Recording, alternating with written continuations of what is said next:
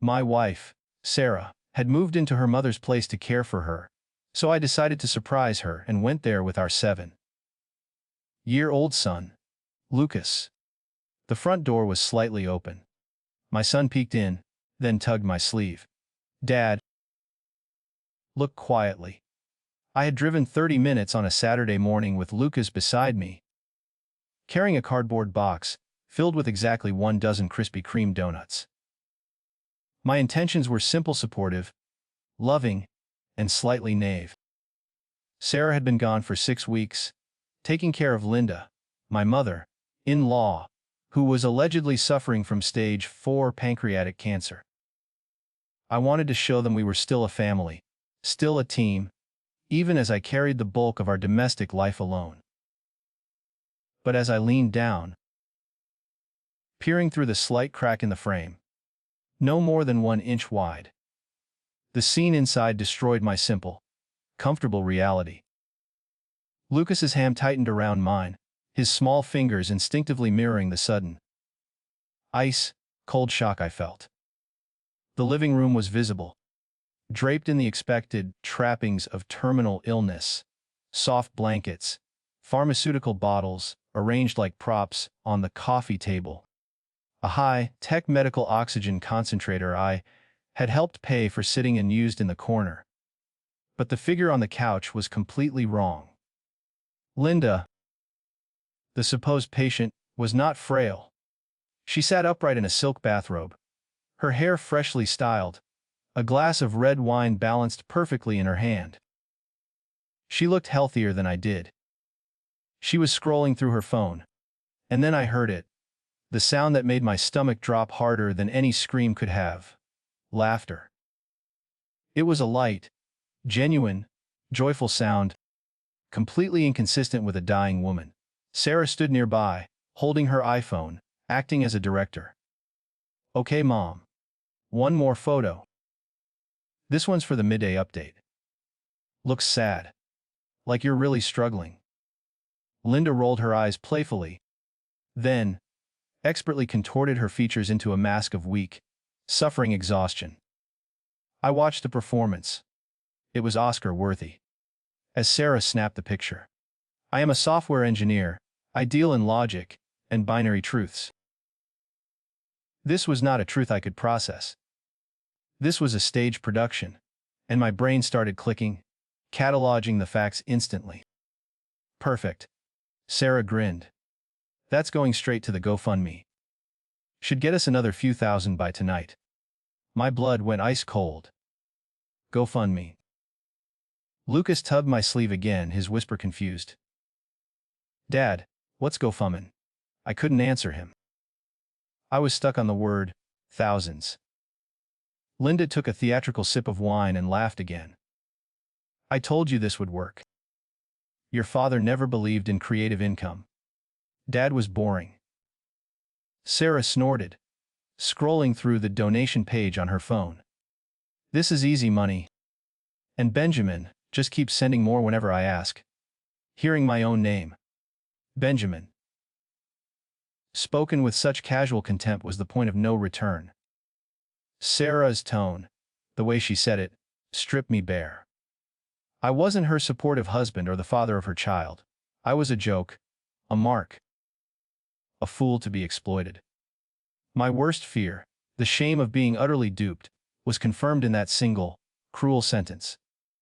The analytical part of my mind, the one that deals in code and structure, immediately took over. I would not be their fool. The time for shock was over.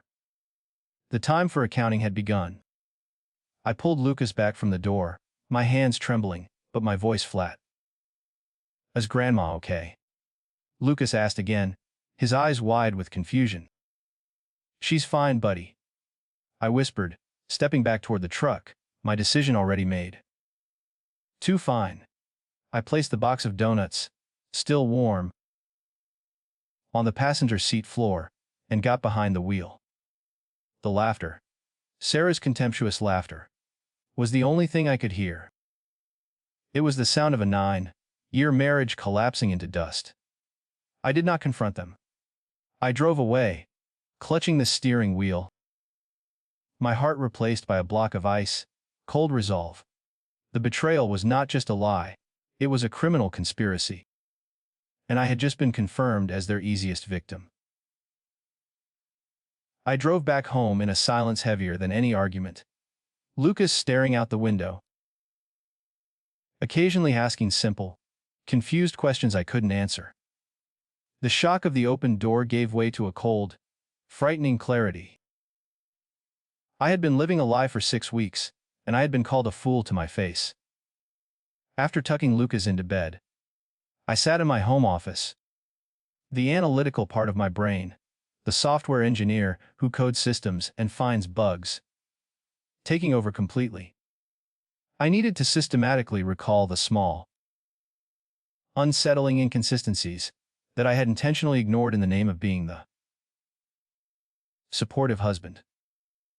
The first crack had appeared 3 weeks ago, shortly after I had transferred the initial $8,000 from our savings for medical costs. Sarah had posted a heartbreaking update on social media. The photo showed Linda looking frail in a hospital bed, tubes visible, eyes closed. I remembered looking at the time stamp on the photo's metadata, a habit from my work with image sorting.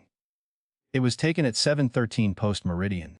Sarah had specifically told me Linda was usually unconscious from heavy pain medication by 6 every evening. I had told myself it was just grief making me paranoid. A few days later came the second crack, far more specific. Sarah posted another photo, this time of her looking exhausted and brave, mascara smudged. But her hands, holding the camera, were clearly visible. Her nails were freshly done, pristine French tips, the kind of expensive professional manicure that cost at least $60 and took 90 minutes. I had brought it up during one of her rare, brief phone calls home. "Sarah," I asked, "did you get your nails done?" She had snapped at me, a defensive aggression I hadn't expected. She claimed the photo was from the week before, a backlog post.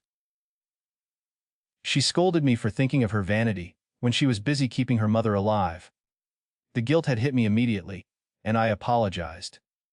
Now, remembering that conversation, I realized the data in my phone proved her lie. I had checked the metadata the minute I hung up, and it clearly showed the photo was taken the same day it was posted. I had buried the truth because the alternative, that my wife was a calculating liar, was too painful to accept. The financial records then began flashing red. The joint credit card statement had arrived 2 weeks ago. I reviewed it out of habit, and one line item screamed at me. A DoorDash charge for $147, a DoorDash charge for $147.63. I had called her about it, asking why the expense was so high for takeout. Mom can't eat much, but when she does, I order whatever she wants. She's dying, Benjamin. I'm not going to deny her comfort food. She had insisted. I apologized again, but the math didn't add up. $147 buys expensive sushi for 4 people. Not like comfort food for a woman who could barely keep anything down. I checked the preceding 2 weeks' statements. Another DoorDash charge for $160, then $120. Over $800 on high-end food delivery in 3 weeks for a supposedly terminally ill patient. My analytical mind could no longer ignore the data anomaly. The final, undeniable clue was only 10 days old. Sarah posted an update about considering hospice care. The photo showed her looking convincingly ravaged by sleeplessness, hair in a messy bun. But in the background, out of focus yet unmistakable, was the distinctive gold and black shopping bag from Neiman Marcus, a luxury department store where a T-shirt costs hundreds of dollars. I checked our credit card immediately. No charge. she had used cash or an unknown card. The pattern was clear, repeatable, and documented lies, excessive spending on luxury items, and manipulative photos. The only remaining question was not if they were lying, but how deep the lie went, and what to do now that my greatest fear, that I was a fool, was confirmed. My analytical rigor gave me one answer I needed: irrefutable, external proof that Linda Morrison was not sick. I would not allow myself to be dismissed as merely paranoid or vindictive. I had to know the truth before I acted. I pulled out my laptop and began searching for a private investigator with experience in fraud. The next day, operating strictly on logic and detachment, I hired James Rodriguez. His website showed testimonials from divorce lawyers and insurance companies. He specialized in documenting lies. I called him from my car during lunch, keeping my voice low and professional, as if ordering technical services. "I think my wife is lying about her mother's illness," I stated simply. James, the former detective, was quiet for a moment. "What makes you think that, Mr. Chen?" I recounted the pattern, the timestamp inconsistencies, the luxury shopping bag, the obscene DoorDash bills for a non-eating patient. I left out the laughter, saving the deep personal wound for myself. "It could just be stress, Benjamin," he said, his tone measured. "People act weird during terminal illness." "Or she is lying," I countered. "I need to know if Linda is actually sick. I need medical records, the truth. That's not legal without consent." James reminded me. "What I can do is surveillance. Document her movements for a week. If your mother-in-law is healthy, it will be obvious." I felt a strange sense of relief. James offered a clear procedure, a logical path through emotional chaos. I wired him $2,000, plus expenses that afternoon. I had shifted from paranoid husband to meticulous investigator, an identity that felt safer. 3 days later, James called me. "Mr. Chen, we need to talk in person." His voice was devoid of inflection, which only deepened the dread settling in my gut. We met at a coffee shop far across town, a place I knew Sarah would never frequent. James didn't offer pleasantries. He slid a thin manila folder across the table. I didn't need to open it, my stomach had already dropped. "Your mother-in-law isn't sick, Benjamin. I'm sure." "You're sure?" I whispered, my voice thick. "Positive. I've been watching the house for 3 days straight." He explained his routine. Linda left every morning around 9:30. She goes to yoga, then lunch at upscale restaurants, then shopping. She came home yesterday with bags from Nordstrom, Sephora, and Williams-Sonoma. I opened the folder. The photos inside were a punch to the face. Linda in bright workout clothes, laughing outside a yoga studio, looking vibrant. Linda at a lunch table, drinking a large glass of red wine, smiling broadly with friends. Linda carrying multiple shopping bags, her posture straight, her step light, the movement of a perfectly healthy person. No sick woman moved like that. No woman fighting stage 4 pancreatic cancer went shopping for high-end home goods. "There's more," James continued, letting the photos sink in. I ran a medical database search, public records only. Linda hasn't been admitted to any hospital in the past 3 months. No emergency room visits. No oncology appointments. Whatever your wife told you, it's a lie. The confirmation felt both devastating and validating. The fear that I was merely paranoid vanished, replaced by a cold, hard anger at the scope of the conspiracy. "Can you prove it legally?" I asked, my hands shaking over the photographic evidence. "I can get you her medical records with proper authorization, but that requires a subpoena. If she's been to a doctor recently, We can get the records that way. But, Benjamin. James leaned forward, his face serious. If your wife is faking her mother's cancer, that is fraud, especially if money is involved. They have a GoFundMe. I admitted, the phrase tasting like ash. Sarah mentioned it once, but said she didn't want to ask people for money. Check it now, he ordered. I pulled out my phone and searched Sarah's name, combined with GoFundMe. It popped up immediately. Help Linda fight stage 4 cancer. Current total: $22,068. My vision blurred. $22,000. From strangers. From people who believed they were helping someone die with dignity. James let out a low whistle. That's felony fraud. Wire fraud if they're using online platforms. Federal crime. The stakes had escalated beyond anything I could manage alone. This wasn't just a divorce. It was a criminal enterprise operating out of my mother-in-law's home, led by my wife. What do?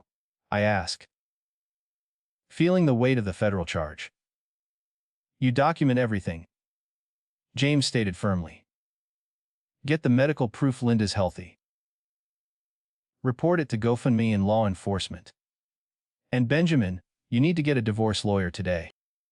One who understands fraud and high-stakes custody battles. The decision was made for me.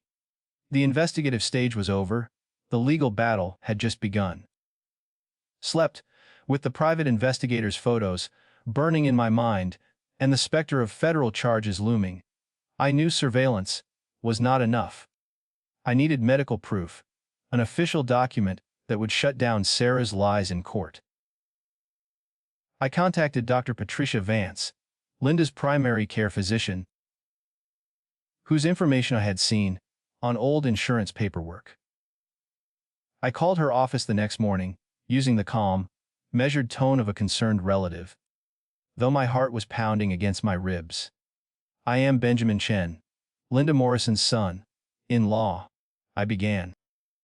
My wife claims Linda has stage 4 pancreatic cancer, and we have been sending money for treatment. I have concerns about the diagnosis, and I just need to know if that is true. There was a silence on the line, the professional pause of a doctor handling a legally sensitive call. Mr. Chen, I cannot discuss patient records without consent. Dr. Vance finally replied. I understand that fully. I pressed, allowing a small tremor of desperation to enter my voice. But people have donated over $22,000 to a GoFundMe based on this diagnosis. I need to know, absolutely, if my wife is stealing from hundreds of strangers and me, or if she is telling the truth.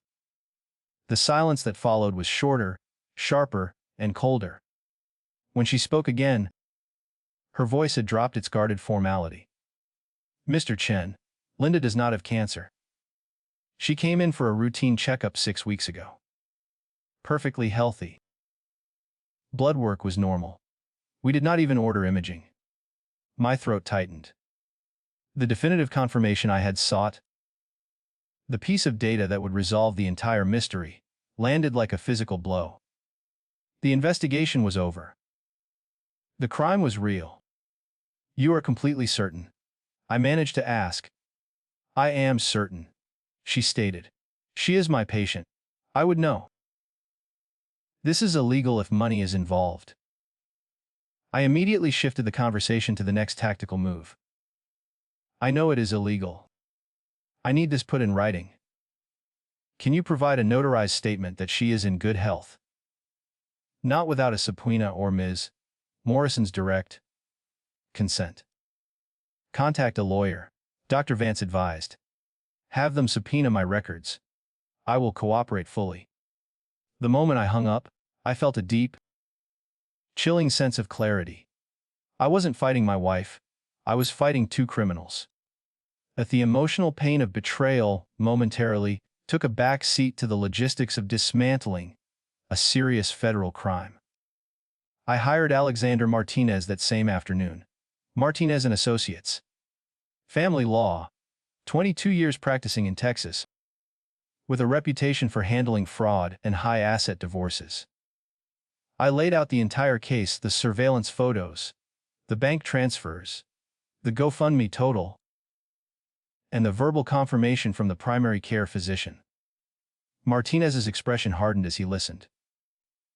Mr. Chen, what you are describing is serious. Medical fraud, GoFundMe fraud, possibly federal wire fraud. This is not just a messy divorce case. This could be criminal prosecution. What do? I asked. I needed his strategic counsel, a logical plan to execute. We build a bulletproof case, he said, his voice firm and steady, acting as the anchor I needed. Medical records proving Linda's health. Financial records showing where the GoFundMe money went.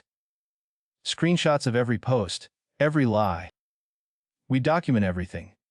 Martinez emphasized that justice and custody were tied to public exposure. Mr. Chen, your wife committed fraud against hundreds of people. They deserve to know. Slept. Public exposure will prevent her from claiming this was a misunderstanding or a temporary lapse. It eliminates all gray area for the court. His words cut through my internal conflict. I had spent my life avoiding confrontation, fearing the public scandal my parents had faced years ago. But now, Martinez was telling me I had to embrace the scandal to secure my son's future. What about Lucas? I asked, finally voicing my central fear. That is why we do this right, Martinez stated, leaning across his mahogany desk. 1. File for a subpoena of Linda's medical records today. Once we have those, we simultaneously take everything to the police, the press, and GoFundMe. We document that your wife is a liar and a fraud. No judge will grant her custody after this. Slept. Your actions will prove you prioritize morality over your marriage, which is exactly what a good father should do. His affirmation was a powerful shift in my emotional arc. I was no longer fighting merely to know the truth, but to wield it. I left his office feeling a mix of anxiety and cold, determined power. The plan was set. The legal hammer was about to drop. 4 days after meeting with Alexander Martinez, the final piece of evidence arrived. A courier delivered a thick envelope containing the medical records subpoenaed from Dr. Vance. I opened the folder in my car outside the office, unable to wait. My hands were shaking, my heart pounding a chaotic rhythm against my ribs. Even though I knew the contents, seeing the official documentation felt like staring into the abyss. Inside was a notarized statement on Dr. Patricia Vance's official letterhead. To whom it may concern. It began. This letter confirms that Linda Morrison is a patient under my care. She underwent a routine physical examination on September 15, 2023. All blood work, imaging, and diagnostic tests returned normal results. Ms. Morrison does not have cancer of any kind. She is in good health for her age. It was signed and dated. Stamped and sealed. I sat there reading the statement 5 times. My wife had not been in crisis. She had been acting. She had not been grieving. She had been calculating. She had lied to me about everything for 6 weeks. Stolen $8,000 from our joint savings. And manipulated hundreds of compassionate strangers out of over $22,000. I had been working, paying bills, and raising our son alone, while she and her mother enjoyed an expensive vacation funded by fraud. The finality of the proof was suffocating. Over the next 2 days, I methodically gathered every other component of the case. My analytical training proved invaluable. I archived every one of Sarah's heartbreaking updates, every staged photograph of Linda looking frail. Photos I now knew were taken between trips to yoga and Neiman Marcus.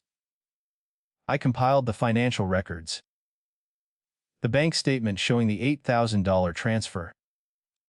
Slept.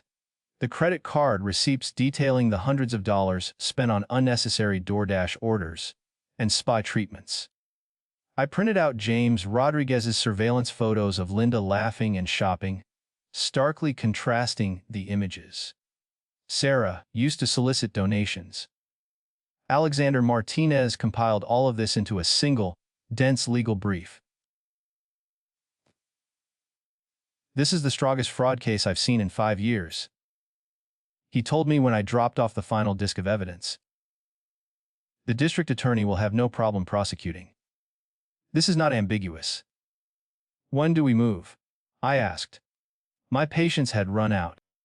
I felt like a coiled spring, held together only by the necessity of timing the release perfectly. Tomorrow, he stated. I will send everything simultaneously, the evidence to GoFundMe's fraud department, the entire package to the local news stations, and the full report to the Houston Police Financial Crimes Unit. We expose it all at once. They won't have time to spin the story, and Sarah will lose everything. The thought of Sarah losing everything, her job, her reputation, her freedom, should have felt vindictive. Instead, it felt like necessity. She was a criminal, and I was protecting my son and the 300 deceived donors. But I still had one final, urgent need before the coordinated legal and public strike. I needed to see it for myself one last time. I needed to witness the lie in action before I burned their entire false world down. It was less about needing confirmation and more about preparing my heart for the devastation I was about to unleash.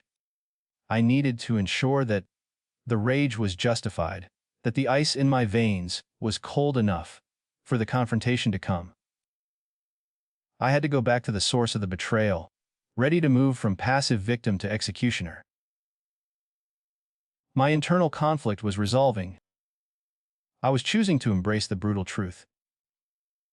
Saturday morning arrived, and I executed the final preliminary step. I drove to Linda's house with Lucas and the box of donuts, deliberately recreating the conditions of my initial, shocking discovery. The familiarity of the driveway, the innocent weight of Lucas beside me. It was a necessary ritual before the destruction. I had to feel the love I had tried to give them before I revealed the betrayal they had chosen. The front door was once again slightly ajar. I pulled Lucas back gently from the porch and walked him behind the truck. My phone was already in my hand. The email draft meticulously written by Martinez's office, now open on the screen. The 347 recipients in the blind carbon copy field scrolling for pages. Dad, what's wrong? Lucas whispered, sensing the tension radiating off me. Nothing, I replied, keeping my eyes fixed on the device. Dad just needs to do something. I read the subject line one last time. Fraud alert. Linda Morrison cancer. GoFundMe is a scam. The body summarized the evidence, the medical records proving Linda's health, the surveillance photos showing her at yoga and shopping, and the financial records detailing the use of donor funds for luxury purchases. I hovered my finger over the send button. I thought about Sarah, about 9 years of believing in a partnership, about the life we built together. Then I thought about the 347 people I was about to contact. The people who had given money they likely couldn't afford because they believed they were extending compassion to a dying woman. They had trusted humanity, and my wife had exploited that trust. The internal conflict, the fear of public scandal, the desire to save face, vanished. Truth mattered more than my dignity. Justice mattered more than my marriage. At exactly 11:50, 2 anti-meridian, I hit the send button. Slept. The email delivered instantly to the Houston Police Financial Crimes Unit, GoFundMe's fraud department, the local news investigative teams, and every single victim. The clock started ticking. The lie was exposed. I waited 60 seconds, allowing the digital signal to irrevocably seal their fate. Then, I turned back toward the house, reached the porch, and pushed the front door open, stepping inside without knocking. Sarah and Linda were still in the living room, exactly as I had seen them 4 days ago. Linda, draped in silk, was currently striking a pose for Sarah, looking exhausted, but hopefully defiant, while Sarah adjusted the phone camera's lighting. They were celebrating how easily they could steal. They both spun around at the sound of the door closing behind me. Sarah's face drained of all color, instantly recognizing the end of her performance. "Benjamin, what are you? How long have you been here?" "Long enough," I said simply. Linda stood up fast, startled by my cold tone, her elbow knocking the glass of red wine off the coffee table.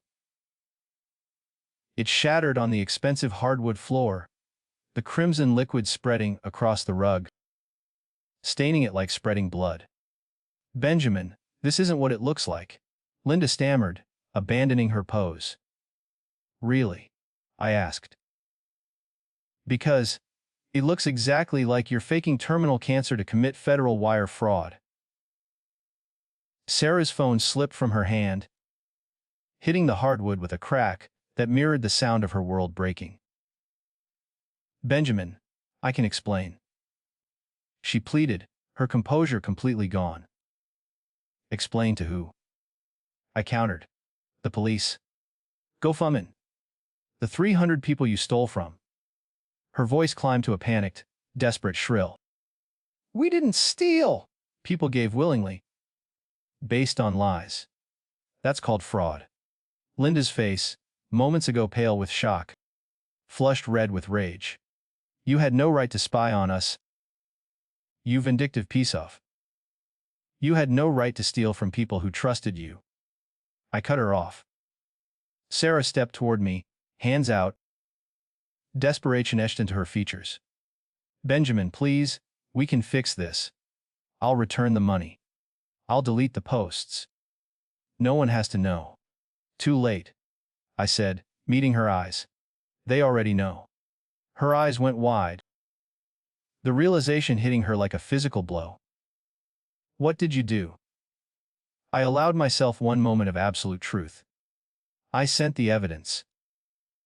Medical records proving your mother isn't sick. Surveillance photos, bank statements, everything. To GoFundMe, to the police, and to every single person who donated." The color drained from her face completely. She looked like a corpse, stunned and lifeless. Linda grabbed Sarah's arm, shaking her. "His bluffing. He wouldn't." I pulled out my phone and showed them the sent email. The 11:50. 2 anti-meridian timestamp clear, the long recipient list scrolling for pages. Sarah's legs gave out, and she sank hard onto the couch, her breath coming in ragged gasps. "Benjamin, you can't. Everyone will see. My job, my friends, my family. Everyone will see the truth." My voice was devoid of pity, a final, cold statement. Pity, a final, cold statement. Linda started shouting, venomously calling me a destroyer of my own family. I ignored her and focused on Sarah, who was sobbing now, real tears replacing the fake ones she used for the cameras. "Benjamin, please. I made a mistake." I was desperate. "We can work this out." "Work what out?" "You stole $22,000 from strangers. You lied to me for 6 weeks. You faked your mother's cancer. Every lie was a choice. You can only face consequences." And then, faint at first, but growing louder, the first police siren wailed in the distance. Sarah's head snapped toward the window, her face a mask of pure terror. The distant wail of the police siren grew rapidly louder, tearing through the thin layer of domestic quiet. Sarah was hyperventilating, her eyes fixed on the front window. Linda, initially frozen in her rage, lunged for her purse. "We're leaving right now, Sarah." "Get your things," Linda hissed. "You're not leaving," I stated flatly. The lie was unnecessary, but effective. "The house is surrounded." I made sure of it. Sarah scrambled to her feet, her terror momentarily overriding her despair. She lunged toward me, hands outstretched, trying to grab the phone I held tightly in my grip. "Give me your phone!" "Delete it! Delete everything!" I stepped back easily, keeping the device out of her reach. "It's already sent, Sarah," I told her. "It's done." She collapsed back onto the couch, sobbing uncontrollably, the performance entirely over. Linda stood rigid, recognizing the sudden, insurmountable wall closing them in. Lucas, who had been standing silently next to me, watched the chaotic scene. He tugged on my sleeve, his small face a mixture of fear and confusion. "Dad, what's happening?" "Justice, buddy," I replied, my voice steady. "We're watching justice happen." At 11:50, 7 anti-meridian, the first patrol car pulled into the driveway, followed by a dark, unmarked sedan. Through the window, I watched two figures approach the house, a uniformed officer and a woman in plain clothes. I recognized the official, deliberate pace of law enforcement. I opened the door before they could knock. "Mr. Chen?" the uniformed officer asked.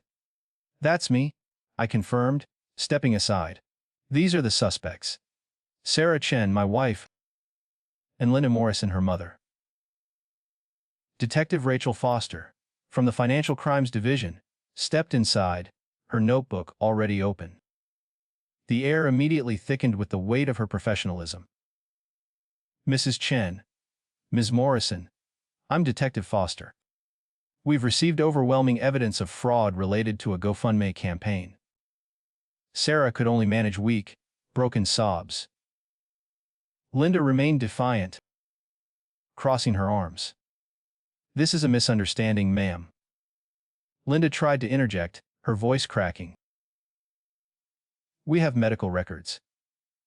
Detective Foster continued, ignoring Linda's protest, "indicating you do not have cancer. We also had surveillance showing you engaged in activities inconsistent with stage 4 pancreatic cancer, and financial records showing GoFundMe proceeds were used for personal expenses." Linda's aggression wilted, leaving her face pale and stunned. Foster continued, her voice level.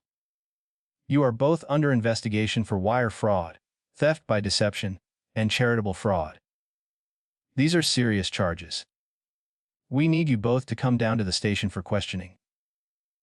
"Are we under arrest?" Sarah whispered, mascara streaking down her face. "Not yet," Foster said. "But that may change depending on your cooperation. We will need full statements from both of you." Sarah looked at me, a flicker of her old manipulation returning. She looked disheveled, defeated, but still trying to pull on old emotional strings. "Benjamin, please, don't let them. You did this to yourself," I responded, the finality of the statement closing the door on my pity. The uniformed officer cleared his throat. "Mr. Chen, did you provide the evidence we received?" "I did," I confirmed. "My attorney compiled it. It's all legitimate." Detective Foster gestured toward the door. "Ladies, let's go. We have a lot to discuss." Sarah stumbled to her feet, leaning on Linda for support. As they reached the front door, Sarah turned back one last time, making a final, desperate appeal. "Benjamin, please think about Lucas. You're doing this in front of our son." I took Lucas's small hand in mine. He was standing next to me, silent, wide-eyed, absorbing the scene. I looked at Lucas, then back at the weeping face of his mother. My emotional arc was complete. I no longer feared the confrontation. I am thinking about Lucas. I told her, my voice clear and unwavering. I'm teaching him that liars face consequences, that theft is wrong, that you don't get to hurt people and walk away. I'm his mother, she cried out. You're a criminal who happens to be his mother. Detective Foster led them out. Sarah was still weeping, Linda arguing futilely as they were escorted toward the patrol cars. Neighbors, drawn by the sirens, were emerging from their houses. I saw one man pull out his phone, starting to film the spectacle. By tonight, the truth would be unavoidable public knowledge.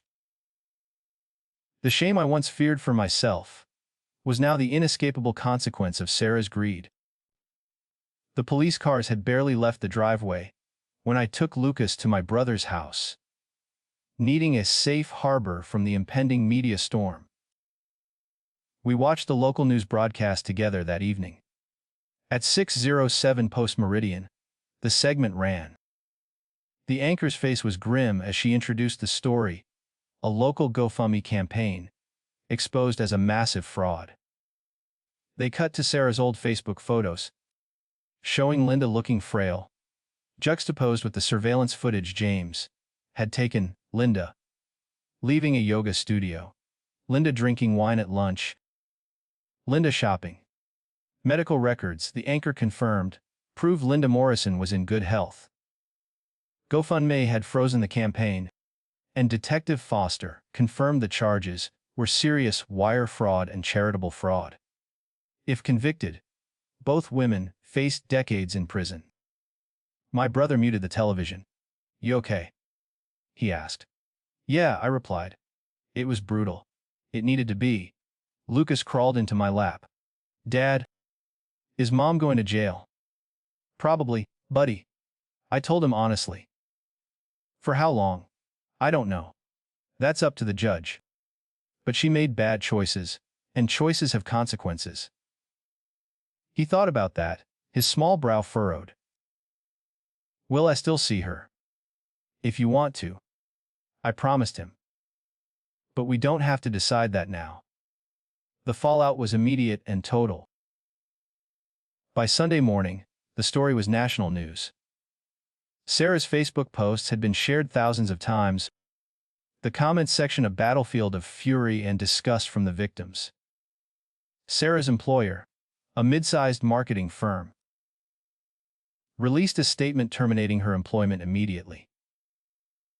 Linda was banned from her yoga studio. They had become social pariahs overnight. 3 days later, the criminal charges came. Sarah and Linda were charged with multiple counts of wire fraud, theft by deception, and charitable fraud. Alexander Martinez called me with the news. The district attorney is throwing the book at them. The public outrage is too strong for them to be lenient. They are going to prison, Benjamin. There is no question. I instructed him to file for divorce and seek full custody of Lucas immediately. Given the circumstances, the proven fraud, the potential prison sentences, Martinez assured me full custody was guaranteed. The divorce was finalized 8 months later. I was granted sole managing conservatorship of Lucas. Sarah would only be allowed supervised visitation, 2 hours per week, only once she was released from federal prison. The criminal trial was swift. The evidence, the medical records, the financial documentation, the surveillance photos, was overwhelming. The jury deliberated for just 4 hours. Guilty on all counts. Judge Michael Torres sentenced Sarah to 12 years in federal prison. Linda, deemed the lesser perpetrator in the scheme, received 8 years. "What you did," Judge Torres stated during sentencing, his voice echoing in the courtroom, "was not just theft. It was a profound betrayal of human compassion. People gave from the heart, and you exploited that. You deserve every year of this sentence." Sarah cried. begging for leniency and speaking of Lucas. You should have thought about your son before you committed fraud. The judge concluded, unmoved. 2 years after everything fell apart, Lucas and I were doing okay. We moved to a new neighborhood, a fresh start built on honesty. Lucas was in 3rd grade, and he saw a child psychologist, Dr. Park, to help him process the trauma. Do you still love Mom? Lucas asked me one night, lying in bed. I thought about the woman I married, and the criminal she became. I had finally resolved the painful distinction. I love who I thought she was, buddy, but I don't love who she really is. That's sad, he observed. Yeah, it is, I agreed. Sarah called me from prison last month. I hadn't spoken to her since the trial, having blocked her contact, but she called from a prison line, and I answered, recognizing the unfamiliar number. Benjamin, it's me. What do you want? I asked. I'm sorry. For everything. Be specific, Sarah. For lying. For stealing. For destroying our family. You weren't desperate. You were greedy. There's a difference. She was crying again, but these tears meant nothing. I miss Lucas. He's doing fine without you.